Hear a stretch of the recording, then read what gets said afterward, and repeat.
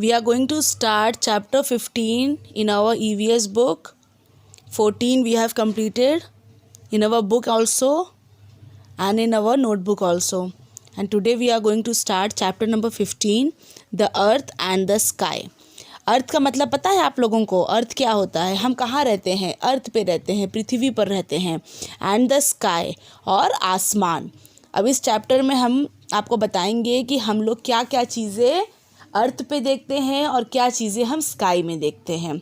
ठीक है, now let's read the chapter. We live on the earth. हम कहाँ रहते हैं? हम अर्थ पर रहते हैं, मतलब पृथ्वी पे रहते हैं. It is round like an orange. ये किसकी तरह लगती है? ऑरेंज की तरह. ऑरेंज सब लोग खाते हो ना? सर राउंड सी होती है orange. The earth is covered with land and water. Earth किससे कवर होता है? लैंड से और वाटर से, मतलब ज़मीन है उस पर और क्या है? पानी है. There is more water than land. उस पर पानी ज़्यादा है और लैंड कम है. The earth is home to all plants animals and people. Earth किसका किसका घर है? एनिमल्स का है, प्लांट्स का है और पीपल का है, मतलब हम लोग का है. On the land there are mountains. क्या क्या है? माउंटेन्स है, रिवर्स है, वैलीज़ है, फॉरेस्ट्स है एंड प्लेन्स है. क्या क्या चीज़ें आती है लैंड के ऊपर? पहाड़ देखिए बने हुए हैं, रिवर्स हैं, वैलीज़ है, फॉरेस्ट है, जंगल एंड प्लेन्स, और जो है समतल ज़मीन है. अब देखिए द स्काई. ये हमने पढ़ लिया कि ज़मीन पे हमको पृथ्वी पर क्या क्या चीज़ें देखने को मिलती है. और अब हम पढ़ेंगे द स्काई. आसमान में क्या मिलती है? The sky is the open space above the earth. पृथ्वी के ऊपरी भाग में क्या है? हम ऊपर देखते हैं जब, तो हमको क्या दिखता है? स्काई दिखता है, आसमान दिखता है. वो एकदम ओपन है, एकदम खुला हुआ है. On a clear day the sky is blue and the sun shines brightly. आसमान कौन से रंग का होता है? नीले रंग का होता है. और उसमें क्या होता है? सन जो है बहुत अच्छा शाइन करता है, चमकदार होता है. At night we can see the moon and the many stars twinkling in the sky. रात में हम क्या देखते हैं? रात में हम मून देखते हैं और स्टार्स देखते हैं जो कि चमकते हैं आसमान में. स्टार्स की लाइट को क्या कहते हैं? ट्विंकल कहते हैं, ट्विंकलिंग कहते हैं. ठीक है, turn the page. On some days small clouds begin to gather in the sky. कभी कभी कुछ दिन ऐसे होते हैं जहाँ पर बादल, क्लाउड्स, इकट्ठा हो जाता है एक जगह पे. They look like cotton. वो किसकी तरह लगता है? कॉटन की तरह, रुई की तरह लगता है. Clouds cover the sun. Clouds क्या करते हैं? सन को कवर कर देते हैं, मतलब ढक देते हैं. They move with the wind. वो किसके साथ चलते हैं? क्लाउड्स हवा के साथ चलते हैं, विंड के साथ चलते रहते हैं. It seems as if the sun is playing hide and seek with the clouds. और ये देखने में क्या लगता है कि सन और वो क्या खेल रहे हैं? हाइड एंड सीक खेल रहे हैं, छुपा छुपाई खेल रहे हैं. Sometimes the sky looks dark grey in colour. कभी कभी किस कलर का स्काई लगता है? आसमान लगता है डार्क ग्रे कलर का. उससे क्या होता है? उससे जब डार्क ग्रे कलर का आसमान हो जाता है उसके बाद बारिश होती है. आपने देखा होगा ना, एकदम काले काले से बादल हो जाते हैं. देखिए अभी तक मौसम ऐसे ही चल रहा था ना.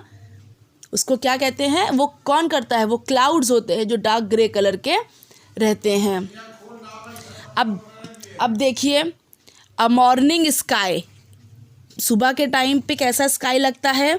इस तरह से रहता है, एकदम से क्लियर रहता है, एकदम साफ साफ सा आसमान रहता है. और रात में पूरा उस पर मून आ जाते हैं, स्टार्स आ जाते हैं और सनलाइट ख़त्म हो जाता है तो स्काई डार्क हो जाता है. Dark clouds bring rain. देखिए मैंने आपको बताया था ना अभी, जो डार्क क्लाउड्स होते हैं वो क्या लाते हैं? रेन लाते हैं. They hide the sun. वो सन को छुपा देते हैं. There is lighting and thunder. क्या होता है? बादल गरजता है और आसमान में चमक आती है. आपने देखा होगा ना, जब बादल गरजता है उसको क्या कहते हैं? Lighting and thunder. When the sun comes out after the rain, we can sometimes see a rainbow.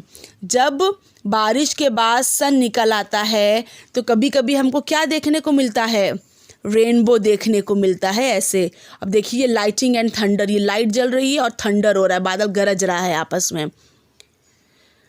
The sun is a big hot ball of fire. Sun को क्या कहते हैं? Big hot ball of fire, एकदम ये आग का गोला है। When the sun rises, जब सन आता है, राइज होता है, इट इज़ डे, तब क्या होती है? सवेरा होता है। When the sun sets, it is night, जब सन सेट हो जाता है, डूब जाता है, तो क्या हो जाती है? रात हो जाती है। It gives us light and heat, ये हमको क्या देता है? लाइट देता है, रोशनी, और हीट, गर्माहट देता है।